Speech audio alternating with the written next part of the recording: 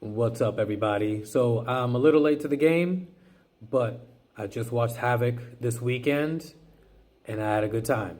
It was a fun movie to watch. Directed by Gareth Evans, who's one of my favorite action directors. If you don't know him, go watch The Raid 1 and 2. From what I understand, he's also, I think, the executive producer of a series called Gangs of London, which I've seen a couple clips of, and it has, the same kinds of action that the Raid has and Havoc, and I'm all for it. I'm just trying to find a way to watch it. But Havoc stars Tom Hardy, Timothy Olyphant, Forrest Whitaker, and it follows Tom Hardy's character, who is, a cop who's dealing with things that he did in the past. So he's kind of like, it's almost like a redemption arc. Like he's going to do this thing and hopefully make up for the sins of the past. And so he goes on this mission to save the son of this man, played by Forrest Whitaker, who is running for office in New York, I believe. I couldn't figure it out, to be honest. What is he saving him from? Hopefully being killed by a Chinese gang. This particular guy and his girlfriend, they went to make a deal with a Chinese gang where drugs are involved. And the next thing you know, everyone in the place gets shot up, except for the two of them.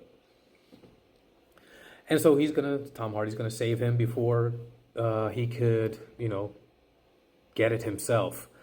And what I thought was interesting, which I didn't expect, was the timeline. It's one night.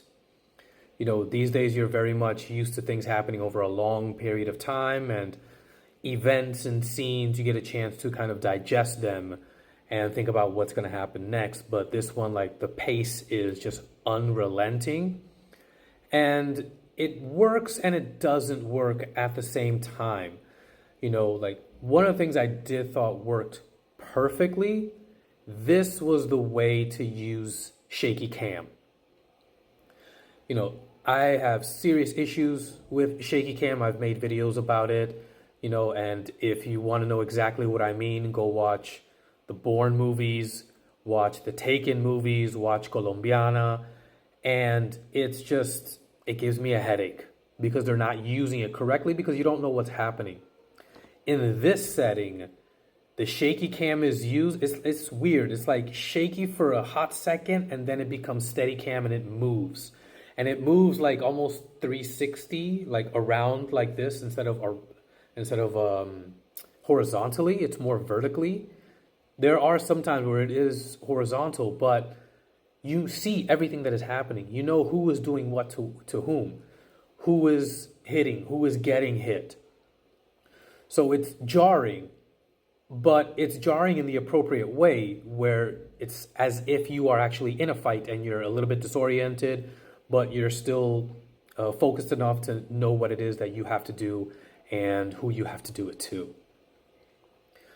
The action aside from the fight sequences, the shooting sequences, the violence itself, it's bloody the way all of his other movies have been.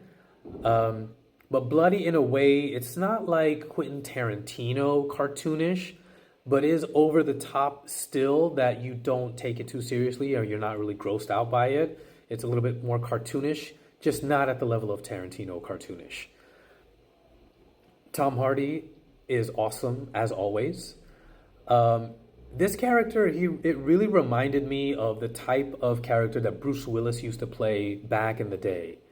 Like the downtrodden hero that goes on this journey to finally do something good, for the first time in a long time.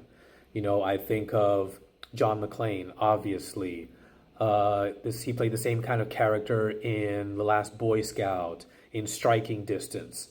It's always this guy that probably had a degree of prestige and status, then bad things happen, and then this journey is going to hopefully, kind of reinvigorate that part of him that is not, mourning what he used to have. So it's always fun to see him in those things. My main issue really, I wouldn't say it's a flaw. It's my expectation going into it that kind of, made the movie not as enjoyable as I thought. If you go into it not knowing anything, I think you're really going to enjoy yourself. Uh, but the frenetic pace of everything, I didn't expect that. So as things were going along, I'm feeling breathless. I'm feeling anxious. And so I didn't have too many moments where like, that was cool. You know, I felt that after the movie was done, after I finally kind of caught my breath and I could, kind of process everything. But if you don't know about any of that, you're just going into it blind, you're going to have a great time. If you have any kind of expectations at all, is the mistake that I made, then you won't enjoy it as much. Anyways, what about you guys? Let me know what you think in the comments below. Smash that like button, give me a follow, and I'll see you guys next time.